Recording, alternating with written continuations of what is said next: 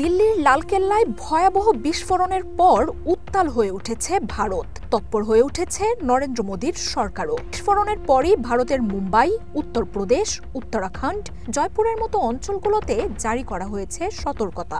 আইনশৃঙ্খলা বাহিনীকে রাখা হয়েছে হাই অ্যালার্টে।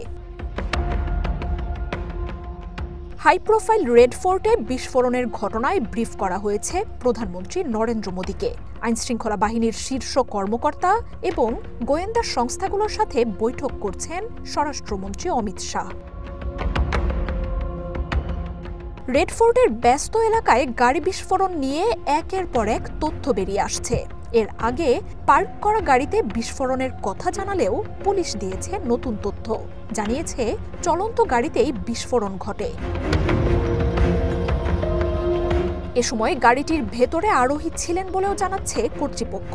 ধীরগতিতে চলা গাড়িটি বিস্ফোরণের সময় ট্রাফিক সিগন্যালে আটকে ছিল বলে উঠে এসেছে এনডিটিভির খবরে। বিস্ফোরণ স্থলের কাছেই তাজা বুলেট পাওয়ার কথা জানিয়েছে দিল্লি পুলিশ। এই ঘটনার কারণ এখনো জানায়নি দিল্লি পুলিশ। বিস্ফোরণের সাথে সন্ত্রাসী হামলার সংশ্লিষ্টতা যাচাইয়ে কাজে নেমেছে national investigation agency, intelligence bureau সহ আইনশৃঙ্খলা বাহিনীগুলো। সোমবার সন্ধ্যা 7টার কিছু আগে রেড ফোর্টের মেট্রো স্টেশনের 1 নম্বর গেটের কাছে ভয়াবহ এক গাড়ি বিস্ফোরণের ঘটনা ঘটে। এতে আগুন ছড়িয়ে পড়ে চারপাশে। বিস্ফোরণ এতটাই শক্তিশালী ছিল যে আশেপাশে থাকা 22টি গাড়ি পুড়ে গেছে। অন্তত 13 জনের মৃত্যুসহ আশঙ্কাজনক অবস্থায় হাসপাতালে ভর্তি আরও অনেকে। মৃত্যুর সংখ্যা আরও বাড়তে পারে বলে জানিয়েছে কর্তৃপক্ষ।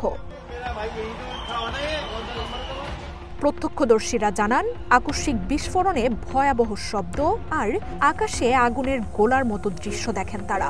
এরপরই চারপাশে হতাহতদের চিৎকারের শব্দ ভেসে আসে। আতঙ্কিত মানুষজন নিরাপদ আশ্রয়ের খোঁজে ছোটেন। লালকেল্লা বা রেড ফোর্ট রাজধানী দিল্লির পুরনো অংশে অবস্থিত। এটি দিল্লির অন্যতম দর্শনীয় পর্যটন স্পট হওয়ায় ভিড় লেগেই থাকে। দিল্লির অন্যতম জনবহুল এলাকাও এটি। এর আগেও একাধিকবার বিস্ফোরণের ঘটনা ঘটেছে এলাকাটিতে। মার্জিয়া উপমা, ওয়ান ইন্টারন্যাশনাল ডেস্ক।